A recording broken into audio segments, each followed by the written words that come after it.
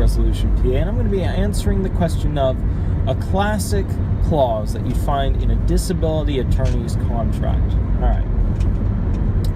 The clause I have at the end of every single contract I've ever written in my entire life, which is probably about 2,000 contracts that were from scratch. I mean, like, they didn't exist, I made them. Not ones I reviewed. I mean, that's probably over 10,000, but of scratch, of the very beginning, okay, of absolute scratch, there's a lot of them, because I used to write a lot of contracts. In fact, one of the reasons that I was brought and became the attorney to the dive-in potentate of the Bahia Shrine and the Bahia Shrine in general is because I've written so many contracts to try and help limit liability.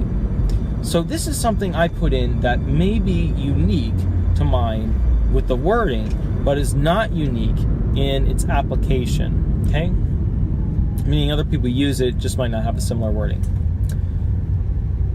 What I say is that every client, okay, is of sound mind, body.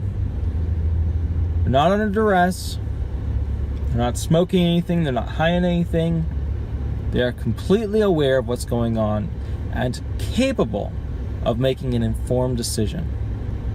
Okay? This goes in conjunction with another contract clause pertaining to being able to, have the opportunity to have an attorney review it and then have them make a choice based off of that. I'll go into that on another video, but let's focus on that they're of sound mind, body, not under duress. Okay? And that's a simplification of the one I use in the contract, but you'll notice all these contracts, we give you we try to at least give you a simple definition of what is an incredibly, incredibly detailed wording. Why do we say that? Well, for one, if you're not of sound mind, you can't sign a contract because you're not of sound mind. You shouldn't be signing it. You can't sign it. You didn't have the intent to sign it. Yeah, under duress, you're, like classic is a gun to your head, a knife to your throat, yada, yada. If you're under duress, then basically you're not signing with intent. There's got to be intent there to want to be bound by this agreement, okay? So what that ultimately means is that you are agreeing to these terms. You are of sound mind, you can do it, and you have the intent without duress, meaning there's no knife to your throat. The reason we ask these things and state these things in the contract is to show that you understand the great burden and gift that comes with going into a relationship like this. In other words, the cost, because cost is basically the benefit and also the loss of what essentially you could gain from something.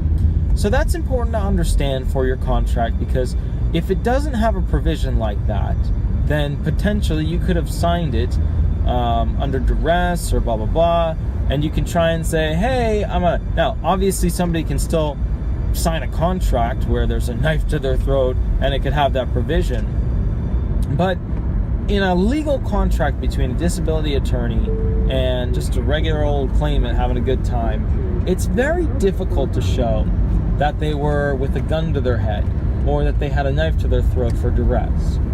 And the reason this provision is in there is to prove that, hey, this person had the intent, they weren't afraid for their life or serious bodily harm or any harm at all, but they wanted this.